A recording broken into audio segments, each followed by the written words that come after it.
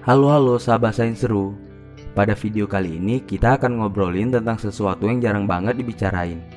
Sesuai dengan judulnya, kami bakalan ngebahas tentang hal yang berhubungan dengan kematian. Semua makhluk hidup suatu saat nanti pasti akan mati. Tidak ada yang bisa menghindari takdir ini.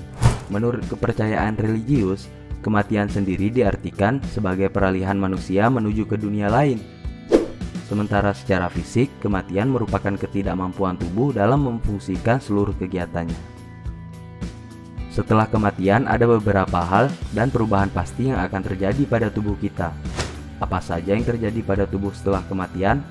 Mulai dari menit-menit awal sampai dengan tahunan setelah kematian akan kami jelaskan pada video ini. Langsung saja kita bahas. Yang pertama, perubahan tubuh di detik dan menit awal setelah kematian. Sesaat setelah kita meninggal, akan terjadi penurunan fungsi semua organ penting dalam tubuh. Dan yang paling menjadi perhatian adalah fungsi sistem pernapasan, jantung, serta otak. Kalau ada orang yang diduga sudah meninggal, maka pasti paling sering dicek adalah ketiga fungsi organ tersebut. Pengecekan napas melalui gerakan dinding dada, jantung melalui denyut nadi, dan otak melalui kesadaran. Saat jantung berhenti berdetak, seluruh proses kehidupan berhenti karena tidak ada darah yang mengalir ke organ lainnya. Sedangkan pada otak akan terjadi penghentian aktivitas listrik karena tidak ada lagi fungsi dari tubuh normal.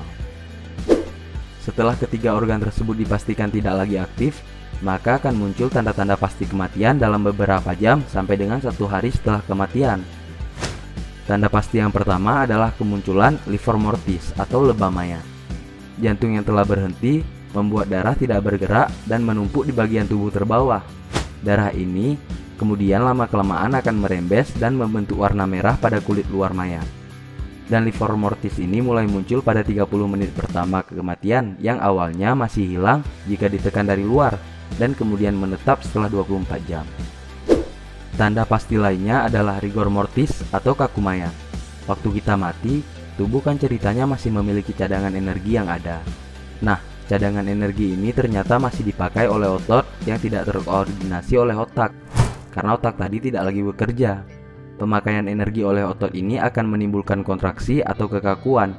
Kekakuan biasanya muncul dalam 2 jam pertama di area kecil tubuh seperti jari-jari tangan, dan menetap sampai dengan 8-12 jam kematian pada seluruh tubuh. Pada jam-jam awal, jasad orang yang meninggal juga akan mengalami penurunan suhu alias menjadi dingin.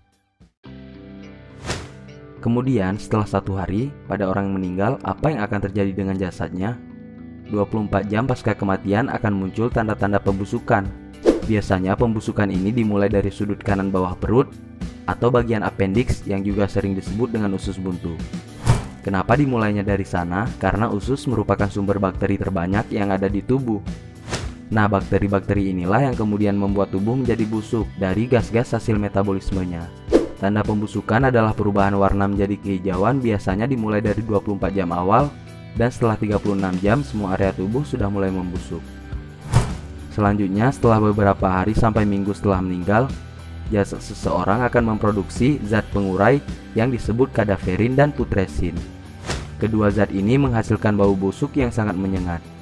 Berbagai serangga dan binatang seperti belatung akan berkembang biak dan mendiami tubuh. Hal ini terjadi karena jasad orang mati merupakan makanan bagi mereka. Sebuah penelitian dari Australia menyimpulkan bahwa belatung dapat menghabiskan 60% tubuh manusia dalam waktu seminggu. Dalam masa ini juga rambut tubuh mulai rontok dan jasad mengalami perubahan warna menjadi keunguan sampai hitam. Kita lanjut ke beberapa bulan dan tahun setelah meninggal. Jasad tubuh akan terus terurai dan dikonsumsi oleh berbagai mikroorganisme, sehingga hanya menyisakan rangka atau tulang belulang kita. Kalau ada mayat yang tinggal rangkanya saja, kemungkinan kematiannya sudah lebih dari 4 bulan. Namun ketika seseorang dimakamkan dalam sebuah peti, proses ini bisa terjadi lebih lambat karena faktor organisme yang dapat masuk lebih sedikit. Kira-kira sampai sini sudah dimengerti tanda-tandanya? Itulah proses perubahan yang terjadi setelah kita mati. Para ahli forensik dapat memperkirakan berapa lama jasad sudah mati setelah ditemukan berdasarkan tanda-tanda yang telah kami jelaskan barusan. Misalnya masih terdapat lebam dan kaku mayat, maka kemungkinan kematiannya belum sampai sehari. Kalau sudah ada pembusukan, kemungkinan lebih dari sehari, dan seterusnya.